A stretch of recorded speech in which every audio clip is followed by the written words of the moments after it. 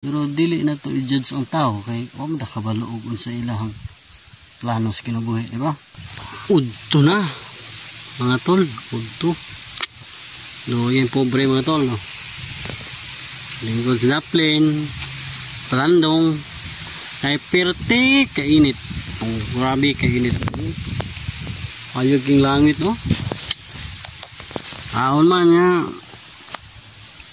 Nanay mo itong napili.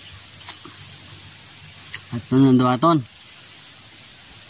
Pero taas pa yung panahon, no? Taas pa yung panahon. Apay pagbago. Kung ikaw gusto magbago, diba? Pero kung di ka gustong magbago, kay usbon, diha rayo kataman. Bisa na sige tagpananggi. Ito kung naon nga basin di ay puhon, no? Puhon. Doon ay mausab sa itong panginabuhi. Kay naadyo kay usbon. Kaya wala kay usbon, dawat na nimo. Diyan na juga taman. Nana man ang kinabuhi. Ingon pa nila, ug di ka mangandoy, sugot na lang ka ug magkamang perminti siya ta. Na magkamang ba nga, dili literal nga magkamang. Pero magkamang ba nga, sige na lang kagpuan. Noon, ang uban padayon sa pagkadato, ang uban pod padayon sa pagkapobre. Pero dili na to i-judge ang tao kay wa man kabaloog unsa ilahang plano sa kinabuhi, di ba? Kinahanglan kung ikaw galantaw, mag-like and share ka, no? Subscribe para daghan na itong ragbuang ang indapita.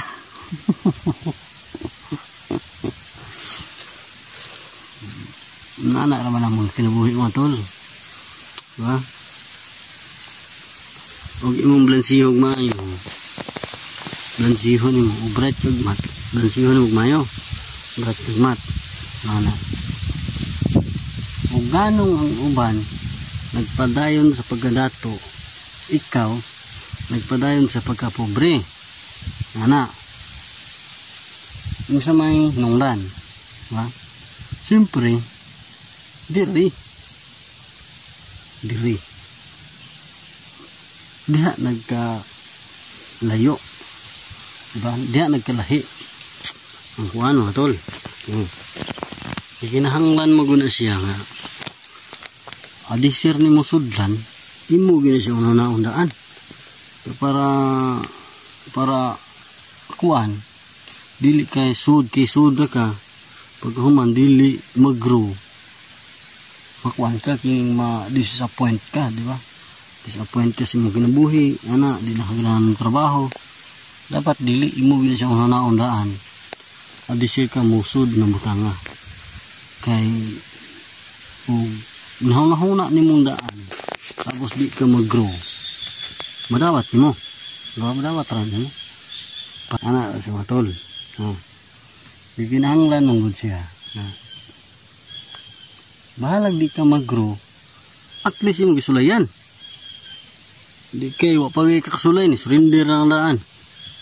Naunsa daan nga dapat sulayan ginato. Wapagay kasulay ato nang surrenderan basin di ay, basin ka nang itawag basin mga tol, diba? Sama ng mga maligya ka mga klase-klaseng prutas dili ko maligya kaya di ko mahalinan, basin na mahalinan ka. Basig mahurot ang imong baligya, diba? Wala pa kasulay, gi-judge na ni mo kugalingon. Nanglan imo kugalingon dili mo i-judge. Na rin sa tol, diba? Nanglan mo i-judge mo kugalingon, imo lang kugalingon mo bang i-judge naunsa di ka. Naunsa di ka imo ganing kugalingon, ayaw i-down. Kaya kinahanglan pa gani ipataas nimo, pero ayaw ng taas jud kay makita ba ang level sa tao, makita na kinahanglan imong level wan lang kining ug makatumang kag mga medyo maayo pod siya mga istorya, kinahanglan lesson ka lang, lesson, di ba, para makapunit po kag mga other kuan ba kining nindot mga istorya ba kining mga kay matun-an ba, ano ba, di kay sagbat no. Mara tag-iro ana mga tol, no, mara tag-iro ana nga wala ka kuan, diba, dapat kung makasugat po taong mga medyo sagoy-sagoy po, ana diha natambanat, diba? Pero kinahanglan lesson yapon na para makatun ta og unsa ang mga sayop, si dili sayop, si maayo, si dili, di ba? Yung anak man ang mga tol. Lisod kayo mga tol nga go kang go. Ayaw na, bawal na siya. Pati na. Kinahanglan. Nakaplano tanan. Nakaplano. Ay lisod po kayo, musod ka ng butang nga dili no nakaplano daan. Gaya, diba?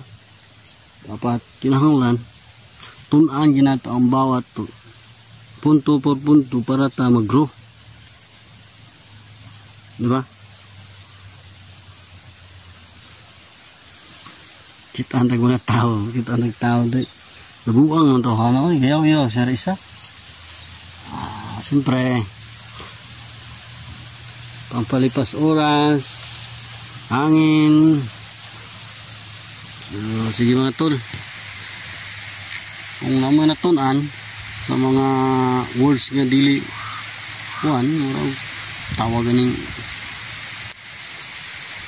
sakto ba ito kung sa multi, murag di man to sakto. Sige, thank you.